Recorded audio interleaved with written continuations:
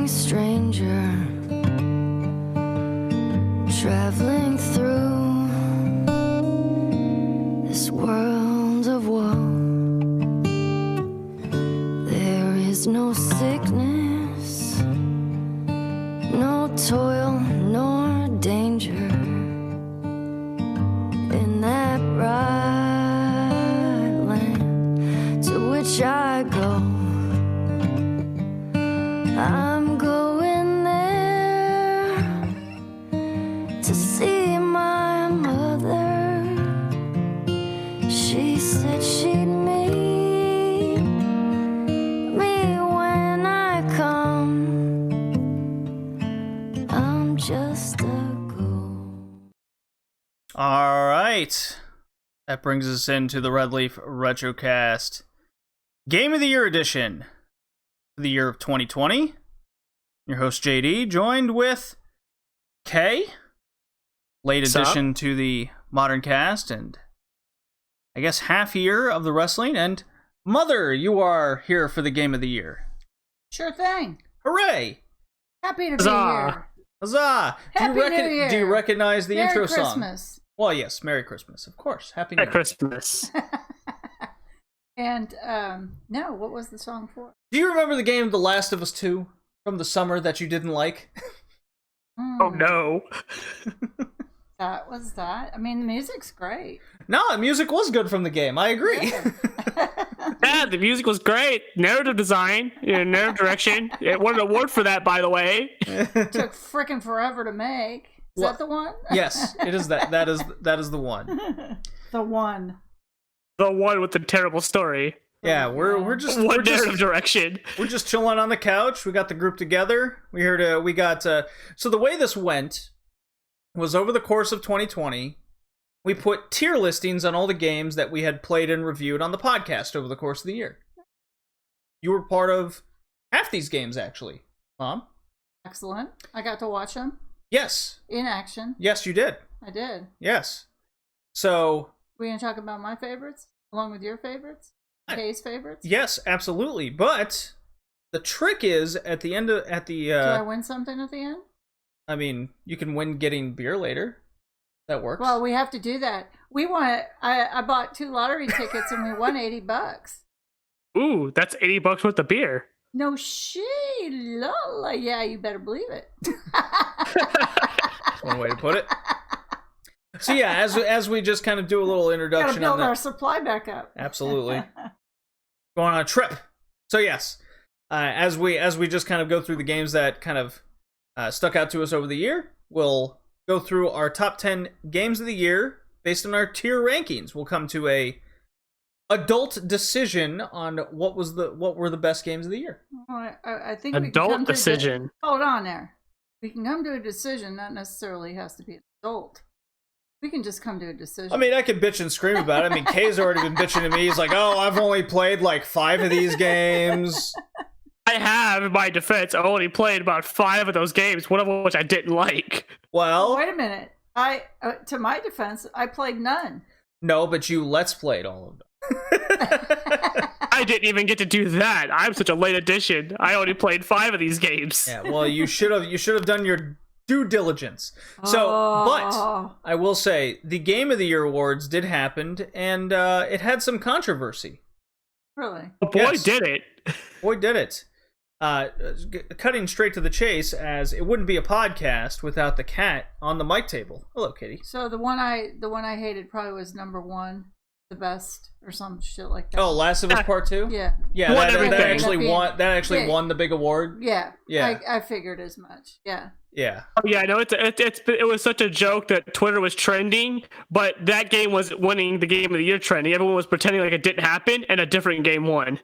Oh, okay. The Ghost of Tsushima was what everyone's like, it's great. The Ghost of Tsushima won Game of the Year. Nobody wanted to acknowledge it because nobody liked that game enough to want to think it's Game of the Year. Yeah, it also won Best Narrative. The thing that fans... That was the one that I liked in the black and white. And No. Oh, that wasn't that one? No, Ghost of Tsushima was, yes. Yeah. Yeah, the one you liked. The one I liked. The one you liked, what a lot of people liked. That's what everyone pretended like won Game of the Year. Everyone ignored the fact that Last of Us 2 actually won it. Oh, wow. It was actually trending. Oh, it was trending on Twitter. I'm It's shocked. trending on Twitter. Wow, I'm It's shocked hilarious. that I'm really shocked because the graphics of that game and just the story and everything, that was a very it really drew you in. The other one, Well, there's You a are not big alone in that opinion. there's a big to do about the fact that the votes are split 50-50 between fans and critics were, well, slobbering all over the game would be putting it lightly.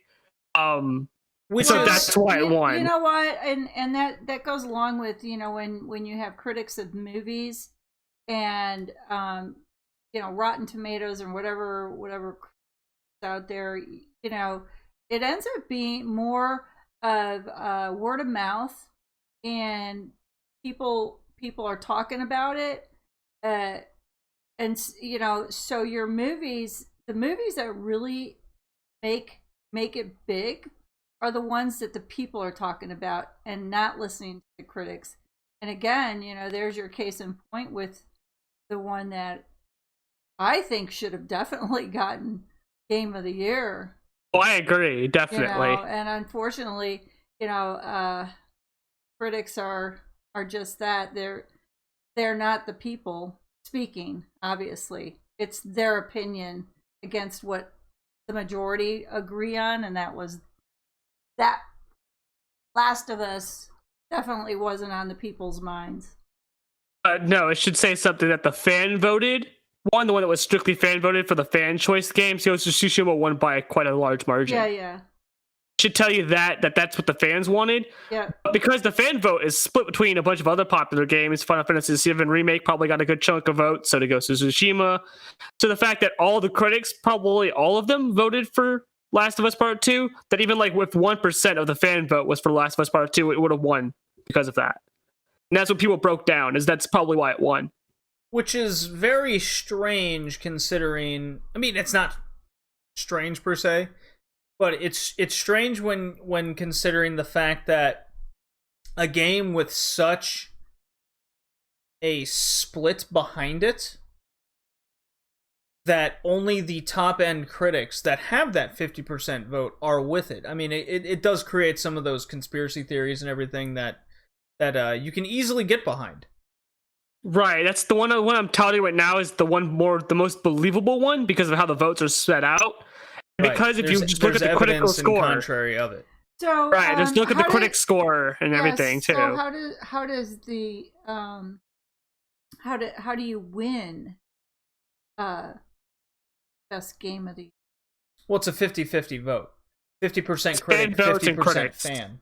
Then they combine into a total vote. There's no actual category of, the graphics were great, the storyline was great, Well, okay, so here it's funny you mentioned that. Because the categories that The Last of Us Part 2 would have been in, like best action game, didn't win. Hades won, which was another game that was highly touted on by fans. A game I very highly spoke of. One. Best Remake won best music. Right. As well, and that was Ghost of Tsushima, and it was also in there as well, and it didn't win that one. Right.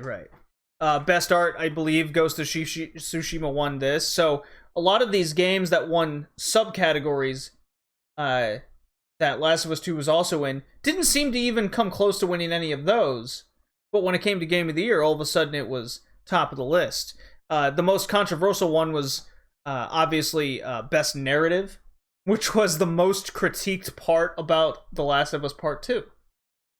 Right, the second half of that game apparently was, from what I've seen and heard, was an absolute clusterfuck. It was not a good game at all. And I can tell you that right now, playing as a character that killed a character that you like in the beginning of the game is not a good decision for a narrative game. Right. It's like if I played. It's like playing Darth Vader after I killed Obi-Wan. You killed one of my favorite characters in this show I've been watching.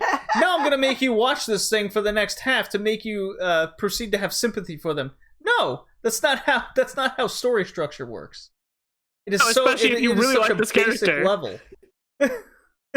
It's such a bad decision. It's like it's like saying, hey, before Darth Vader became a cool thing, hey, Darth Vader kills Obi-Wan. Now you're just gonna see the story through Darth Vader's eyes. Well, screw you. I mean, I like Obi-Wan. Screw you. Why would I want to play Darth Vader? I mean, this is obviously Darth Vader, but it's that same thing. It's like, why would I want to play the person that killed the character I like? Right. What's wrong with you? Right.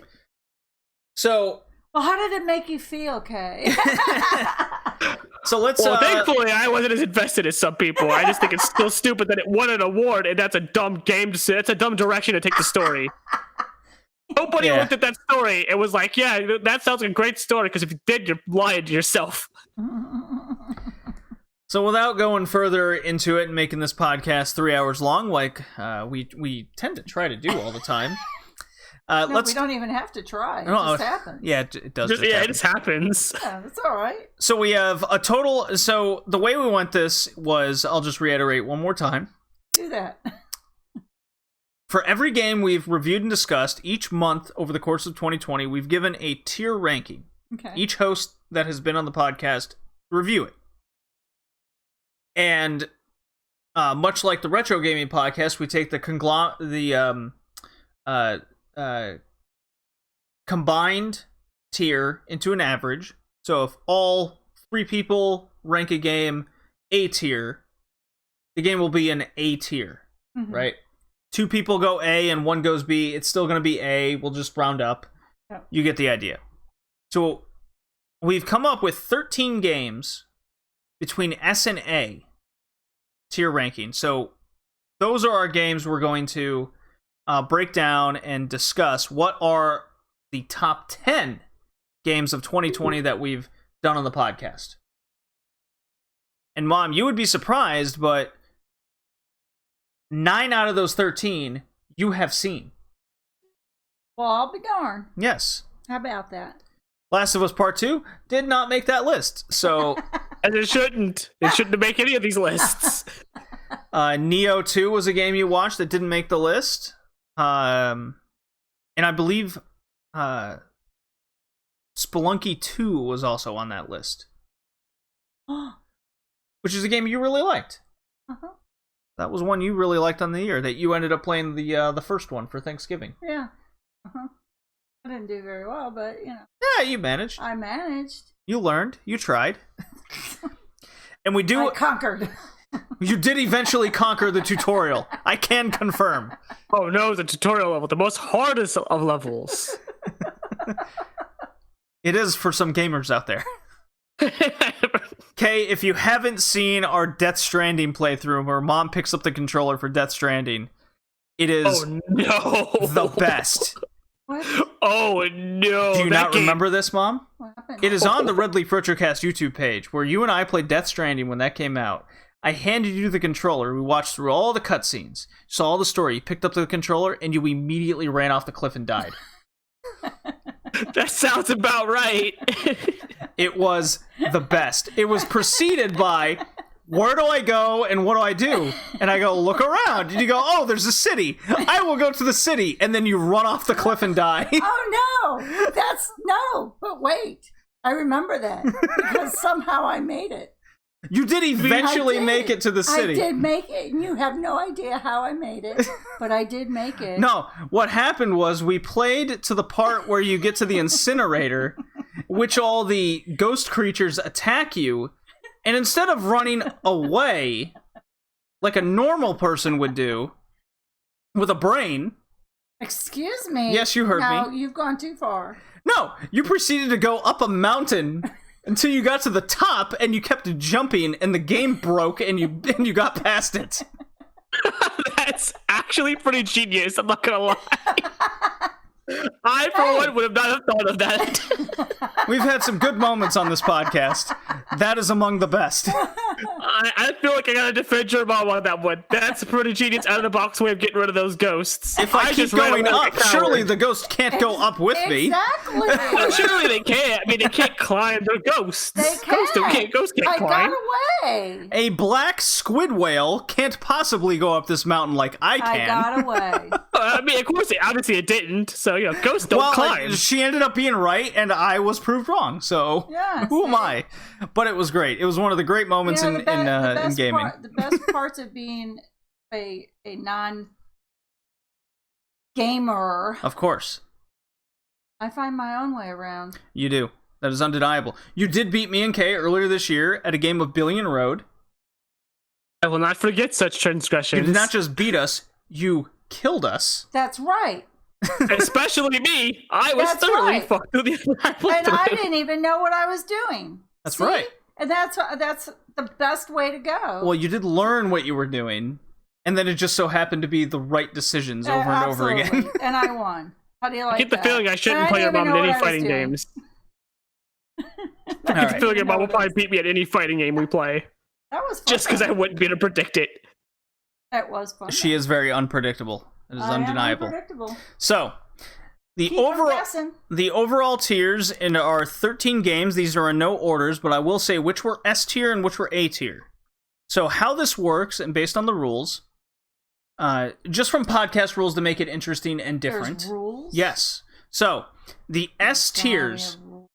will be ranked 1 through according to how many S tiers, but a remake game cannot be ranked above the top 5. Well, that's fair. Okay? Because the game is because our Kay, you are unfamiliar, but those that listened last year and so on, we believe that a remade game isn't under the same Well, it's not critique. new. Right, it's not a new It's not game new. technically. Yeah. There is the argument to be made that so much generations have passed and technology has Yeah, absolutely. has remade this Yeah. game into a new one. Fair enough. But the key word there is still remade. The game already existed. The concept already existed in Yeah. full. They just made it to today's standards. I can understand that being, especially because it's not going to be held to the same criticism as a brand new game. It's going to be Exactly. held to a different criticism. A Final Fantasy Remake is like a very different story. Well, last year there was a number of games that qualified under that. A lot, in fact. This year there's only 2. So, if it seems like we're ranking, let's say it now, Final Fantasy VII Remake low, that is the reason. And it's not because we didn't like the game or didn't think any less of it. It's just held to a different critique. Sure. So that's where it stands. So I'll go over the S tier games that, as a combined effort, we have come to. That includes you, Mom, Kay, myself, Jay, and a number of other hosts that have contributed. Okay? No particular order. Doom Eternal, Final Fantasy VII Remake, Ghost of Tsushima, and Hades. Now, we had to upgrade an A-tier game in order to make up the ground that Final Fantasy VII covers. Okay? Due to our rule. And we've come to the conclusion that 13 Sentinels is going to be that game. You did not play that game, Mom. I have played a lot of that game. And I have the game as well, so we have a combined effort of understanding that that will be the game that will be upgraded. So that was the first A-tier game to get above, let's say it now, Final Fantasy VII Remake. The A-tier games are Dreams, Desperados 3, Ori and the Will of the Wisps, the Yakuza Remastered Collection, which consisted of 3 remade games, Animal Crossing New Horizons, Streets of Rage 4, Pistol Whip on the PlayStation VR, Fall Guys, and Ultra Kill. So those are our games up for Game of the Year. Kay, I'll let you speak first. Are there any games that you would like to make your piece on what deserves at least an honorable mention that you would like to just briefly go over? I will mention the Persona 5 Royale. It's technically, it's also a remake, essentially. It's just an additional version, kind of like Persona 4 Golden, if you're familiar with that. What it added and in terms of quality of life and story stuff to the overall package made the game better already like really good game, probably one of my favorite games of all time, made it better, which is a very big feat in of itself. That's a game that I understand not being on any of these lists, as I probably wouldn't put it on the list either, because it's literally a game that came out last year. It has additional content added onto it. Mm-hmm. A lot of additional content, a lot of quality of life stuff done, but it's additional content nonetheless. It's like more or less the same game. And that's the only one? I mean, I guess a little bit of a controversial thing, but I like the Resident Evil 3 remake. Oh, I also didn't like the original Resident Evil 3 when I was a kid. So the remake to me was a little bit better of a blending of the horror and action. And Jill was a better character in this than she is in the original game. A lot more badass and sassy. Mother, do you have any thoughts? Would you like to make some Spelunky thoughts? Because you were the one that had that as an S tier game for you, but a lot of us had that at a B ranking or lower. Well, you're not in my head though either. Well, no, that's why I'm asking you now. Yeah, I like Spelunky. I liked it because but I like those kind of games. You like the more old school retro style, Yeah, I think which is so. totally fair. Which is think why I so. think you would have liked Hades so much. So, Did you have me? Was I supposed to watch that? yeah, but you forgot. Oh, Yeah, was it's it that fine. one from last week? No. That was Cyberpunk, which turned out to be a disaster. Oh. I still like the game, but it is a freaking clusterfuck.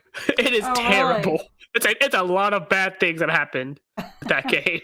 A So lot of bad it's- decisions were yeah. made. It's kind of like a Matrix world-esque, where everyone's like half robot kind of situation, Uh-huh. maybe computer oriented. The game came out basically broken, Very broken. and Why I would they played. put it out then? I tried. Well, exactly. It's a good question. Very good question. Everyone's asking that right now. So Oh, they're making people pay for that? yeah, well, they're They having were. to redo They were. make refunds. Oh, because it's that bad? Yes, I tried. Oh, wow. So in between the last What podcast happened? and this one, I said I hadn't experienced many glitches and bugs or anything except mission issues. Yeah. Since then, my PS4 has crashed twice Oh, wow. within 90 minutes. And I said, I'm done. I'm not playing the game until I get the next gen system that can actually Yeah. handle the game. Oh, It is was that the problem? it was false advertisement by the company that says your base models will be able to play it. Oh, but it's not. They're not capable, and the game is just naturally glitchy, and is full of issues to begin with. And Kay has had issues. Joey on his So on his what? computer. Do you get back the game? Can you even get your money back on the game? Yes, you can. Okay, you can. Okay. Alright. So I have an update since last time we talked about this on the podcast from my experience now with Cyberpunk. So they just a couple days ago had a hotfix patch come out. Mm. Like, oh boy, this patch apparently supposed to fix some of the visuals. It did. The graininess is the grain filter was over everything is gone. It looks a lot nicer when you stand still. It does. Since that hotfix, my game has crashed more than it has prior, and when I'm driving really fast, the street doesn't pop in properly, so I'm just driving on air with cars kind of there. No. That's happened several times when I've had to slow down so that it doesn't continue to happen and crash my system. That has happened more than once. More Unbelievable. frequently than I'd like. So the hotfix kind of fucked up my version of the game that wasn't having as many issues beforehand. Thanks, CD Projekt Red. Wow. And what's funny is this And is so this Jay- is another Jay, game. You can't give back the game. Can't get your money back? I have debated on it, but I've enjoyed the game itself, and so I'm holding out that they're gonna fix it. I mean, Well, here's the thing. I'm sure it will be fixed, Not on your game. Not on the game But- you got. but I actually sent the game back. Yeah. Right. I gave my copy back. And they actually gave me a discounted copy, so they basically gave me $30 back. Because what's happening now is everyone's giving the game back, and then you can just get a discounted copy to keep your game. So I was given the option that instead of giving your game up, how about we just give you $40 back? How much did it cost you? 60. So I got the game for $20. But So you now don't have the game. I do have the game. It's over there. Oh, so you got the shitty game plus $40. That'll work. Right. So now I'm just waiting until the game's fixed and I can play it again. Are they gonna? Right, see, I got a digital, so I don't have that So option. he got a digital. Either. I got a physical copy. So I just gave the physical okay. copy back. And they're just like, well, this is how much it's selling for now. You want it? Here's $40. Oh. It's so with me, I could get it back, I can return it, but then I gotta buy it again when it comes out for full price if it doesn't drop by then. So that's also why I have not given it up, because if they fix it, I don't want to have to rebuy the game. They already have it. If they fix it, they fix it. If they don't, well, I mean, I've wasted more money on terrible games without realizing it before. Right. Well, this also contributes to Okay, my I see. constant argument of why you want to buy physical games. Is for those reasons. If the game's shitty, then it depreciates super fast. And you can get your money back. Sort of, right? And GameStop is actually offering, if you bring the game back in an X amount of time, you get full price for it back. But because it's doing so poorly, that they have to sell it for less. So that's how that's working out. So yeah, Cyberpunk is another game that fell into a different sort of Last of Us 2 category, where the critics praised it 9 out of 10s across the board. Wow. But it's this glitch mess that crashes, and you're like, okay, so the story's fun, the game is fun, but it doesn't work half the time. Right. I'm loving the story, the world, the gameplay. The bugs, they just gotta fix the bugs.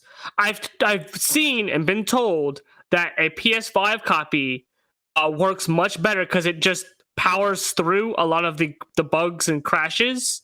You'll still get gameplay bugs because those are persistent within the game. It just kind of bulls through the crashes, which leads to itself more to the correct theory at this point. That the disc says PS4, but haha, it's actually a PS5 game. We lied to you. Please don't sue us, investors, for lying to you. Please don't be mad, people. That's we kind of what promised it's a good game. Kind of what it's come down to. So, Last of Us, the two most, I would say, two of the three most anticipated games of the year: Final Fantasy VII Remake, Last of Us 2, and Cyberpunk. Only one of those came through, and ironically, it's Square Enix. I know, it's hilarious. Say what you want about the story. I've seen people not like the story. I loved it, by the way. There's someone who's into the lore. I loved it. But of the three games, you would expect Square Enix's to be probably on the crappier end of that, and CD Projekt's to be on the better end, given the reputation of the two. And it's funny how that flip-flopped. Don't tell Square that, because they might get a big head, and the next game might be buggy. Yeah. So let's jump right into it. Finally, our games of the year. So, Mom, of our S tier games, Doom Eternal, I don't believe you have experience with, and Hades, you forgot, but you did play Final Fantasy VII Remake and Ghost of Tsushima. So I'll let you go first. 1 through 4. 13 Sentinels you didn't have experience with, so that'll be your default 4. Okay? So I guess it comes down to Ghost of Tsushima and Final Fantasy VII. And which one did you like more? Did you like the samurai game or the super sci-fi sword fighting game? I like Ghost of Tsushima? Mm-hmm. Why exactly? What drew you in more than the sci-fi one? I just like the fantasy. Yes? Mm-hmm. Keep going? Keep going. You can't keep going. I can't keep going. What about like the gameplay, the story, the colors? How long ago was that? July. July. Yeah. Where are my notes at this point? Oh, okay. All right. So she's made her decision. It goes Ghost of Tsushima, Final Fantasy on default, and she's defaulted Hades and Doom Eternal, which is fine. Yeah. Kay. Yes. You're up, sir. Do you need me to copy and paste, recopy paste these to you? I think I have my list, the 5 I did in front of me, but I remember the S tier ones, like the ones you listed. Okay. So because of the rule, I can't put 7 Remake number 1, correct? Correct. Okay, so I will go 13 Sentinels. My reason? Great game. The story, I think, is what gets this game. That's why I'm kind of big on not seeing spoilers, and anyone who plays this should avoid spoilers, and I don't want to say any spoilers, because the story and how it unfolds is so ridiculously done, and so crazily, and it's done so well and laid out for you so well that once you play through each route, you start piecing things together. And the more you piece things together, the more you get this bigger, shocking revelation of parts of the world. There's stuff that happens in the game, and you have to I had to put the controller down. I was like, holy, I gotta process that. Because a character says something. It's like, whoa, what happened? Wait, does that mean that this happens this? And where this happened when? Like, you start piecing things together in such a way that, like, each revelation is kind of like a good twist in a story. It's very well done. It's all I can say. I mean, the game, the sort of strategy gameplay of the part of it's pretty not hard. Depending on what difficulty you're on, it's pretty easy. I think that's the sort of the part of the game that isn't as important, even if you need it for progression. The story itself is a masterclass in storytelling so far. I've not played a game that's told its story in this kind of way, and it has so much ridiculous things go on, but still make it coherent and very well done. And number 2 would be Ghost of Tsushima. As of this, I have not beaten the game, but I have played far enough in the game to know that I really, really like it. The sword gameplay is very fun. The way you can vary up how you approach and encounter enemies is also very fun. I like how there's some missions that force you into stealth, but most of them you don't have to do stealth, from what I've experienced. You can just go in, barreling in. It makes it more difficult, but it's an experience you can still do. As well as your rank up thing, it changes what it calls you depending on the route you take. More silent and assassiny, it'll start saying you're the ghost of this or the silent assassin of this every time you rank up. If you just go through samurai hacking and slashing, it'll have a different set of rank up things for you. As well as I think different stats rank up as well because of it. It's good. The story is really good. It's kind of your basic revenge story, I think, but it's still really well done, really well told. Mm-hmm. The side characters also help flesh out a lot of things and make the world more interesting. Mm-hmm. I also like the foxes. The fox is kind of cool. It's good foxes. Some good foxes there.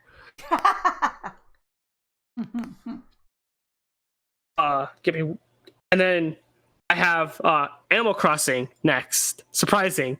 I like Animal Crossing a lot. I haven't played it in a while, which is probably not a good thing, but what I did play of it, and when I did play it, it hit me at the right time, as it did probably for a lot of people. And it's one of those games that had they still not kept the town villagers giving you crap for sending so much time away from the game, I'd want to go back to more frequently just for downtime to wind down. And it was a very good, like, chill, sort of enjoy the game sort of thing. Kind of helped relax and unwind kind of game. It's very rare that games do that for me. Mm-hmm. It's very rare that I go to any video games medium to sort of relax, because most of the games I play aren't relaxing. Yeah. But the fact that I'm able to go to this and relax and feel at ease and just enjoy my time there's no pressure to get certain things done. Stuff like that. It was very enjoyable. On Twitch, and then I guess... Oh, yeah. I believe that so. was heavily played on people, Twitch, yeah. Okay. That was a game you had an S rank tier yourself, Mom. Mm-hmm. Yeah. But the one that on an island, you're like an animal, you're a human with a bunch of animal friends, sort of building a house. You're going collecting things. Okay. Yeah. Okay. Yeah, it's a very relaxing game, and I played I think every Animal Crossing game since the DS one, and each of them have sort of brought that experience. The only downside has always been whenever I put it down for a significant amount of time, it makes it hard to want to go back to it, because when you go back to it, either villagers have left, they'll give you crap for staying away for too long. That's a mechanic I wish they would just get rid of. I don't think it's necessary. It makes it hard for people to want to get back into the game after spending time away from it. Life happens. You can't just play the game all the time. Right. Yeah. Someone No, needs to you're get with the times, Nintendo. Get with the times. Yeah. You're right. You need a break. Right. Like I put it down for a long period of time because I started getting busy with work, and then I couldn't. I can't. I don't want to play it now. I don't want to get my villagers leave and give me crap because they left because I didn't stay around too long. Not cool. I don't like that. But so because I can't put Final Fantasy VII there, I have to put it at number 5. So number 4 is Doom Eternal. Yeah, I played Doom Eternal. I wasn't overly fond of Doom Eternal. I liked the music. I liked some of the gameplay. I hated the platforming. I loathe the platforming. It made me stop playing the game. I'm with you on that one. So I had a friend give it to me to play, right? Because I didn't want to buy it, because I had just beaten the first one, and I didn't want to spend more money on another Doom game if I was going to like it or not. So he let me borrow it, and I played it, and I gave it back to him the next day. The platforming kills this game for me. I hate first-person platforming. It's the worst. I have like a weird sort of, it's not vertigo, but it's like I have this motion sickness thing for me, that if things are in a certain way for too frequently, I start getting a little dizzy and a little nauseous. Oh wow! This game does that way too often. Wow! I hate first-person platforming. I hate the fact that it's mandatory. That you can't, there's so much of it that it's so bad. It ruined this game for me. I can't stand the platforming. If they just took that out of the game, I'd enjoy it a lot more. But the platforming just kills this game, and there's so much of it. Are there games out there that so much can change platforming? That? So you can be your own person, or you can. There are games that exist in third and first person that you can change between. Yes, okay, that do exist. This is not one of those. This is not one of those. them. Yeah. Does it give? That was actually a major complaint I have. Because I very much like games that play in the third person over first person. Yeah. People are vice versa. Kay is obviously on the same side I am, where when you're platforming in first person, the issue is you don't know like your plane of existence where you're jumping, and things move too fast, and you just don't really have a feel for where you are. At least that's what I feel. Yeah. However, I will flip that around when I play VR. I do feel that because I'm in VR, right? When I'm jumping, I'm fucking there. Right. And so a good comparison for me would be a first-person game I'm playing right now. The VR either. Oh no! From his description, it sounds like he'd get sick. Yes. Yeah. Can I try your beer? Get sick. No, you can't. Why not? So a good So my thing mom for me has this milk stout beer. I'm going to try right now on the podcast. Oh. Was it left hand? Not the right hand? No. The wrong hand. Right hand. Wire hangers? Okay. Sorry to interrupt. No, you're good. Not a lot of head on that. No. Mm-mm. No, it's very heavy. Very heavy. But it's not a Guinness either. It actually tastes kind of light. It does. It's not a it has a heavy back end, but not a front end. No, I think Guinness is heavier. Oh yes, absolutely. Guinness has some head, has some froth to it. Red Leaf Beer Cast is brought to you by Milk Stout Beer. There you go. Absolutely. From Left Hand Brewing Company. Nitro. Milk Stout Nitro. Oh, Nitro. Okay, that explains it. America's Stout. Left hand? Isn't that prejudice against right-handed people? How dare they? That's what I was saying. See, earlier I was drinking Definitive Brewing Company's Entity Triple IPA. So, and brought to quite you a name. by. There you go. My beer is described as super smooth with soft roast note and mocha note. Mocha. Ah, I do taste that. Mocha. Yeah. No, yeah. So Ingredients that's what that was. are Rocky Mountain water, malted barley. Rocky Mountain water? It has lactose. Shouldn't be drank. Flaked oats. What, Missouri water isn't good enough? It has to be Rocky Mountain? and What about the Appalachian Mountains? I can't believe. It must be the Rocky I'm not gonna Mountain lie, water. I don't understand how any of this makes a difference in beer, but I'm not that much of an alcohol connoisseur. I just drink to get drunk sometimes. That's it. I can't believe we've resorted to Rocky Mountain water. Just because I was born in the Rocky Mountains doesn't mean I need to resort to this kind of beer.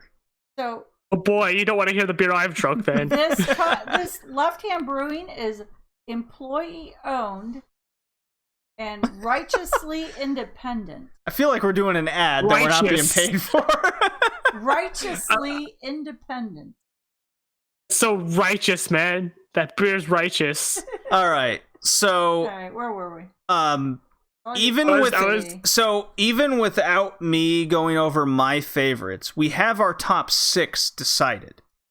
Okay, go. So, our top 6. Number 1. Number 1 is Ghost of Tsushima. Wait, you're supposed to go 10, 9, 8. Yeah, we're going 1 through 6, and then we'll figure out the rest. All right. Look, Mom, I'm not a conformist like all these other gaming podcasts out there. All right. Go You're for a the righteous rebel, man. We're Right. Rebel. We're doing 1 through 6, and then Drinking we'll figure out the rest. I'm milk stout, drinking. IPA, Yeah, we're drinking double fucking IPA. milk stout over here. Come one. on. Jesus. So bad I couldn't talk about Final Fantasy VII. What are you drinking, Kay? Water. Water. Oh man, did you spike it with bottled cocaine? variety. Of the bottled variety. You didn't spike What? it with cocaine? What? You have No, I'm not in Miami. water out Okay. of a bottle? That, oh my god, yes. you're adding to the garbage? That hope I am. I hope you recycle that at least. I mean, I guess I do. I stopped recycling. That's right. That's part of the government's plan. Anyways. Number 1 is Ghost of Tsushima. Number 2 is Hades. 3 is 13 Sentinels. Has a lot to do with UK. A lot to do with me. It's a great game. 4 is Doom Eternal, because literally Jay was the only one that was really high on the game. I was high on it, but not for me. No, it's the first person thing platforming bothers me. It's Right. because also So it's so it doesn't have to do One with of the those again? right. It doesn't have to do with the game's flaws. It's me as the player, so it's not rated as high. Does that make sense? Right. That makes perfect sense because that's how I look at it too. The Right. gameplay's fun. The music is great. The story's kind of cool a little bit for when I was able to play with it, but the platforming kills me. And then 5 is Final Fantasy VII Remake.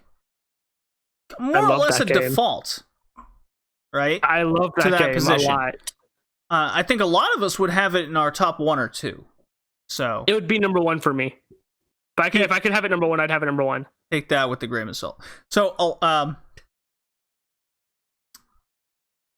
3 out of 5 of these are heavy story based, and then 2 of these are very gameplay based. Mhm.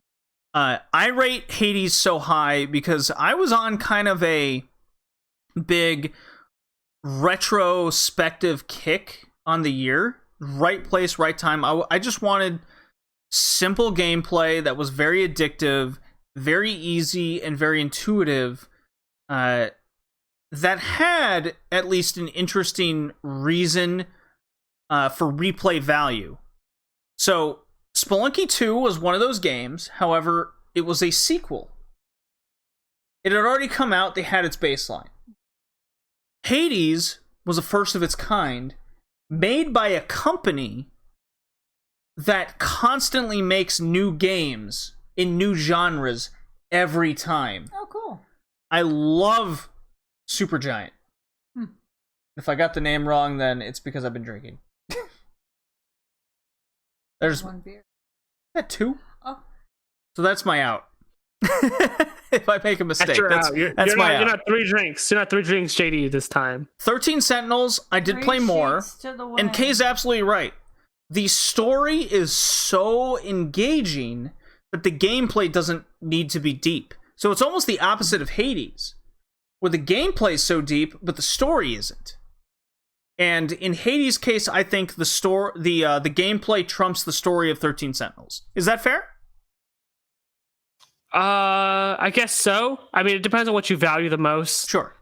I prefer stories more often than not if I can, but it's also like a visual novel / strategy game. Right, and that's where the gameplay kind of goes a little bit lower. Right. Yeah. Anyways, so reiterate: Ghost of Sushi, Hades, 13 Sentinels, Doom Eternal 4, Final Fantasy VII Remake 5. 6, Animal Crossing, New Horizons, and it's not because it's Tetsuya Endo's finisher. Though DDT. It kind of might be. Though that was factored in. It should be. So, those are our games. Now, 7 through 10, we have to break down A-tier games. The ones that are left are Dreams, Desperados 3, Ori Will-O-the-Wisps, Streets of Rage 4, Pistol Whip, Fall Guys, Ultra Kill. We'll throw Yakuza Remastered Collection off because it's a collection of games from 2000. So then I have only played one of these. And what is that one? Fall Guys. Is Fall Guys worthy of 7 through 10 to you? No. It is very popular. It was a cultural phenomenon type game. It was for like a month, and then it died once it became not free to play on PlayStation. You had to buy the game, and Among Us happened. You're not wrong. So, and I've looked up stuff on this because when you sent me that list, I was very curious what's going on with Fall Guys. The community doesn't entirely like it because the developers are very lazy and don't put enough new stuff in the game to keep it engaging, and so they don't come back to it as frequently. So because of that, I don't think it should even be on the list. A game that was popular for a month shouldn't be on any list. I don't disagree with this actually. And I really like Fall Guys too. However, after I play it for a night, I'm kind of done with it. And a game that has Phantasmophobia is like that a lot with me. Among Us is like that with me. As these are no doubt popular games, they don't have that staying power longer than their existence. Does that make sense? So a lot of them are popular because of streamers. They're better stream watcher game. Like if you watch your favorite streamer play it, it's more they're fun. absolutely hysterical doing it that way. But Absolutely. playing it solo isn't fun. But playing it solo with friends makes it a little bit more fun, like we did in the chats and everything. But if you play it by yourself, it's not fun at all. The game's just boring. It's tedious. You keep hit the queue, you lose, you hit the queue again, you lose, you hit the queue. It's not a fun game. It's not something I'd go back to at any point. So we have Dreams, Desperados 3, Ori, Streets of Rage, Pistol Whip, Ultra Kill. We have to knock out 2 of these. I didn't see Dreams. You played Dreams, you played Ori, and Streets of Rage. Those are yours, Mom. Now, I like Streets of Rage. I didn't play 4 though, but I have played past Streets of Rage games. So if it's anything like the good ones, it should stay. they are, and I would say Streets of Rage 4 is Dreams extremely was weird.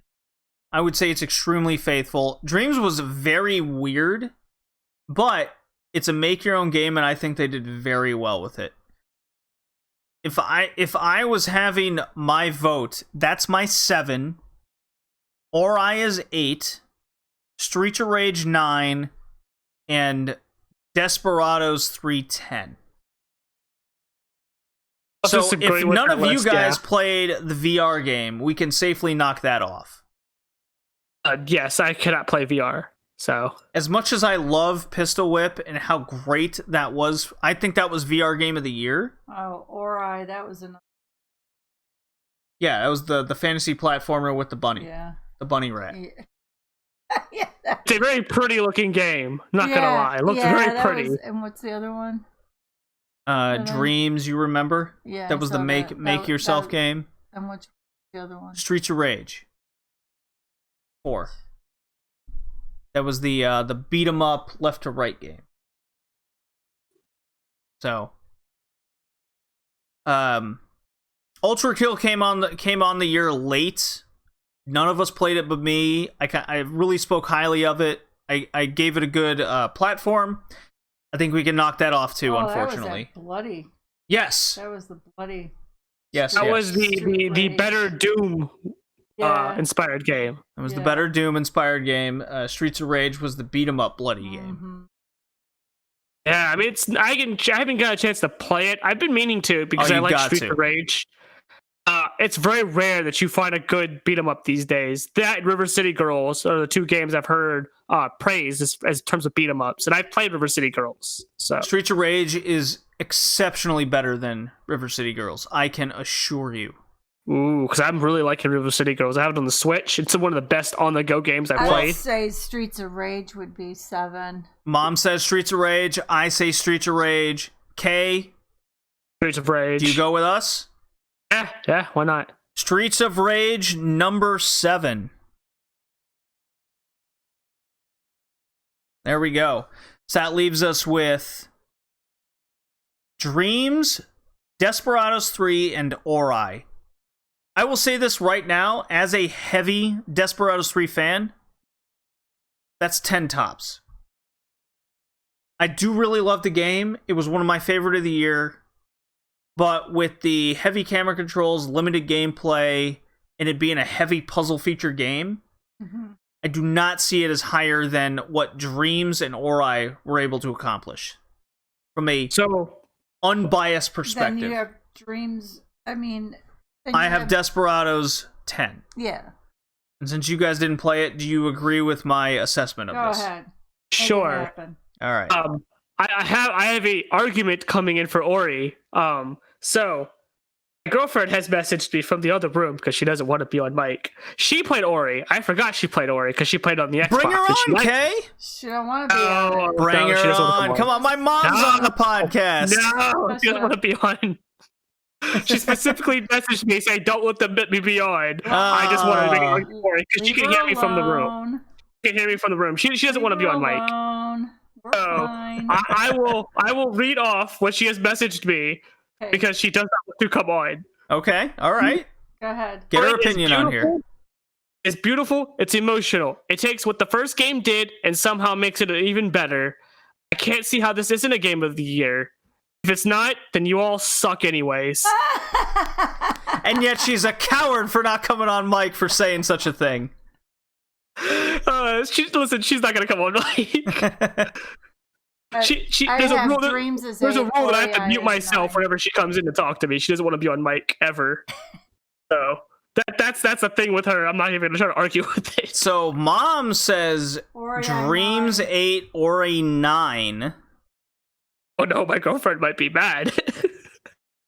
I mean, it's She still seemed making like our Ori. top 10. It's still making our top 10, no matter what at this point. Right, I didn't play Ori for the record. She you play played the it 'cause first she liked one? it. I've seen her play the first one. She likes Ori. I forgot she played the second one It's actually. exactly the same thing, except the second one has heavier face-to-face combat, more than platforming. Right. Well, according to her, it takes everything from the first game and makes it better. So I'm just going to take her word for it. Okay, well...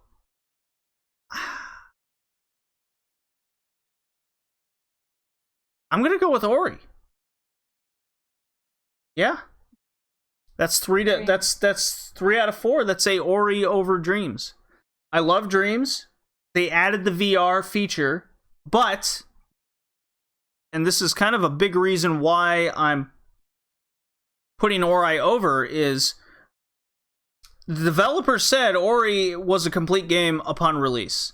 Dreams was pushed back a number of times, and we were promised VR upon release, and that was a big selling point for me as a VR owner. So, they did not come through on that. They did come through with it within the year, but at that point it was too late, I feel, for what they had promised. This is kind of a Cyberpunk situation for false advertisement for the game. And I take that very seriously as a consumer. So, Ori 8, Dreams 9, and we have our top 10. So, 10 is Desperados 3, 9 is Dreams, 8 is Ori Will o' the Wisps, 7 Streets of Rage 4, 6 Animal Crossing New Horizons, 5 Final Fantasy VII Remake, 4 Doom Eternal, 3 13 Sentinels, probably the surprise of the podcast, 2 Hades, and 1 is Ghost of Tsushima gets our Game of the Year awards. This has been the Red Leaf Retrocast 2020 Game of the Year edition. I hope everyone enjoyed. And we'll see you on the Patreon for future gaming reviews of the modern era. See ya. See ya.